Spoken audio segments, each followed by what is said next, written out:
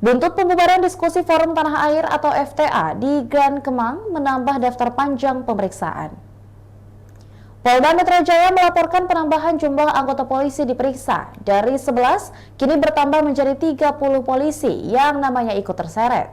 Kabid Humas Polda Metro Jaya, Ade Arisham Indradi, mengungkapkan bahwa penangkapan dilakukan jajaran Direktorat Reserse Kriminal Umum pada hari Selasa 1 Oktober lalu.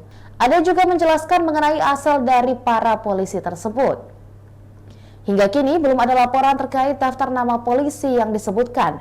Mereka masih terus mendalami kejadian itu dan akan melaporkan kabar terbaru.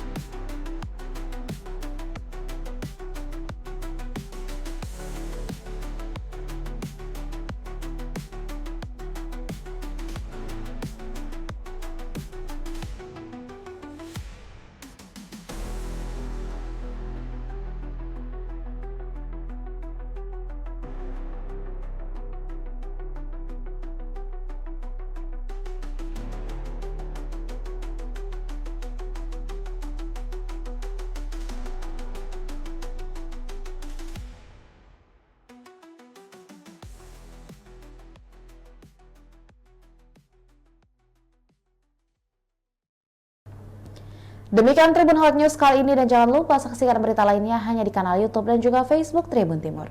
Download Tribun X sekarang, menghadirkan lokal menjadi Indonesia.